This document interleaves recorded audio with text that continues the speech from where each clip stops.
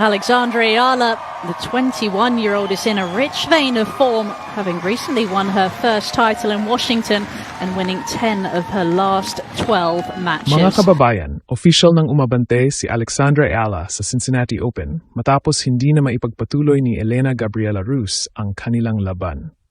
At bago tuluyang natapos ang match, kontrolado na ni Alex ang laro. 6-1 ang first set at 3-0 na siya sa second set. Kaya 9 na games lamang ang nakuha ni Ayala kumpara sa isang game ni Rus. Hindi lang scoreboard ang nagpakita kung gaano kalaki ang lamang ng Filipina. Sa available match statistics, 43 total points ang nakuha ni Alex kumpara sa 19 lamang ni Rus. Perfect din si Ayala sa kanyang breakpoint opportunities, 5 for 5, habang 1 of 2 naman si Rus. Sa return game, 20 receiving points ang nakuha ng Filipina kumpara sa 11 ng Romanian. Mas kapansin-pansin pa ang efficiency ni Alex sa serve. Nanalo siya ng 67% ng kanyang first serve points at 69% sa second serve. Samantalang si Rus ay 42% lamang sa first serve at 21% sa second. Wala ring double fault si Alex habang 2 ang kay Rus. At ito ang napakalaking numero. 9 consecutive games ang pinakamahabang winning streak ni Alex sa laban. Matapos makakuha si Rus ng isang game, tuloy-tuloy nang kinuha ni Ayala ang mga sumunod na laro hanggang sa 3-0 advantage sa second set. Mas naging kakaiba pa ang match dahil sa sunod-sunod na interruptions. May spectator emergency, medical timeout, frustration mula kay Rus at suspension ng play. Pero sa gitnang lahat, nanatiling composed si Alex. At nang dumating ang final development, Ayala ang umabante at nabura na rin ang dating 0-1 head-to-head deficit niya kay Rus. Kagulat world, ibang klaseng Alexandra Ayala ang lumabas sa court kontra Elena Gabriela Rus sa Cincinnati Open. Habang nagpapatuloy ang laban, kapansin-pansin agad kung gaano ka-aggressive at ka-confident ang laro ng Filipina tennis star. Hindi lamang basta nakikipagpalitan ng bola si Alex. Siya mismo ang gustong magdikta kung saan pupunta ang bawat rally. At malaking problema ito para sa Romanian. Isa sa pinakamalinaw na kuwento ng opening portion ng laban ay ang pressure na inilalagay ni Alex sa service games ni Rus. Sa live tennis discussion, paulit-ulit na napansin ng mga nanonood kung gaano kahirap para sa Romanian na makakuha ng comfortable rhythm sa kanyang serve. May mga observers pang nagsabing bagay kay Alex ang matchup dahil mas gusto ni Rus na mag-counterpunch laban sa mas malalakas humataw. Samantalang laban kay Alex, napipilitan siyang gumawa mismo ng pace at mas nalalantad ang kanya. At dito pumapasok ang isang bagay na unti-unting nagiging trademark ni Alex ngayong season. Hindi niya kailangang maging pinakamalakas na server o pinakamalakas humataw para kontrolin ang isang match. Ang variation ang malaking sandata. Kapag nakikita niyang vulnerable ang second serve ng kalaban, pumapasok siya at sinusubukang agawin agad ang initiative. Kapag kailangan namang pahabain ang rally, mayroon siyang movement at court coverage para pilitin ang kalaban na humataw ng isa pang bola. Live viewers specifically noticed Alex attacking Rus's second serves, while others described the Filipina as playing at an extremely high level once she established the first major break. Rus, meanwhile, visibly showed frustration during the match, with viewers noting shouting and even racket smashing as the pressure increased. Yan ang gusto mong makita kay Alex. Hindi lamang siya nakakalamang sa scoreboard, napaparamdam niya rin sa kabilang side ng net na kailangan nitong gumawa ng mas maraming bagay para makakuha ng isang punto. At malaking bagay din ang crowd. Napansin ng international tennis community ang presensya ng Filipino supporters sa Cincinnati. May live comment pa na nagsabing tila, nakuha na ang memo ng Filipino crowd dahil ramdam ang kanilang suporta pero mas controlled kumpara sa ilang naging may ingay na eksena sa ibang tournaments. Ibig sabihin, kahit nasa Ohio ang tournament, may familiar energy na nakukuha si Alex. Pero higit pa sa crowd ang mahalagang makita rito.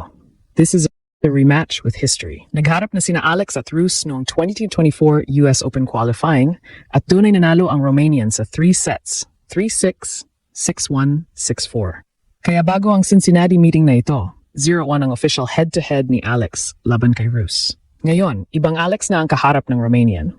Hindi na ito yung player na naghahanap pa lamang ng paraan para makapasok at manatili sa pinakamataas na level ng women's tennis. Ang Cincinnati version ni Alex ay dumating bilang isang seeded player at may mas malaking expectations sa bawat at may psychological significance iyon. Kapag dati kang natalo sa isang player at makalipas ang panahon ay kaya mo nang kontrolin ang rallies laban sa kanya, Iyon ang isa sa pinakamalinaw na paraan para makita ang development ng isang tennis player. Kaya hindi lamang simpleng Cincinnati match ang nangyayari rito. Para kay Alex, isa rin itong pagkakataong ipakita kung gaano kalaki ang kanyang inilundag mula nung una nilang paghaharap.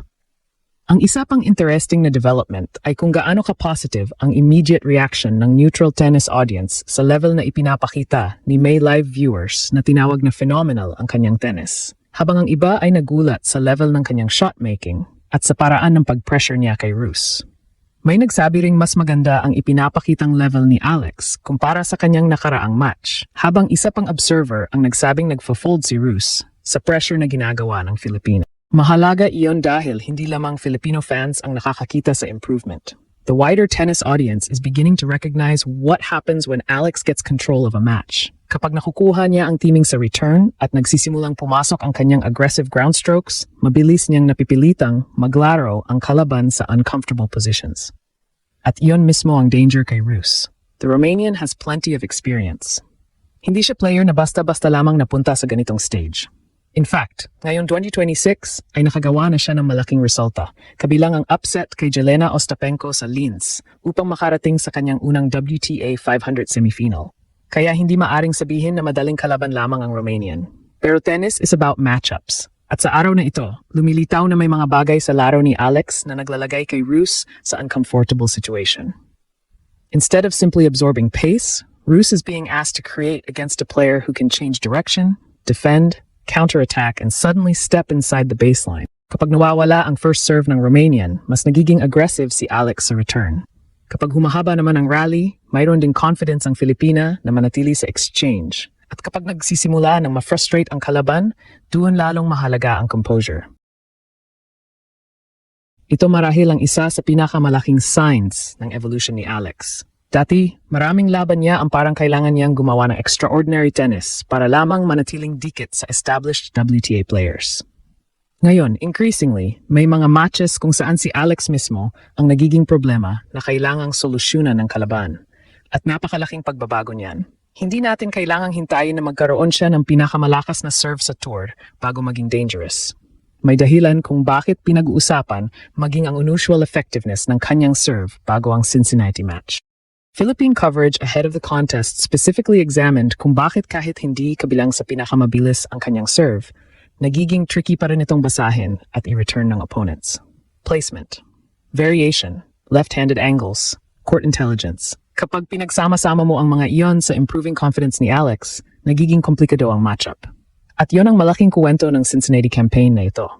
Alex entered this tournament carrying considerably different expectations than she did even a year or two ago.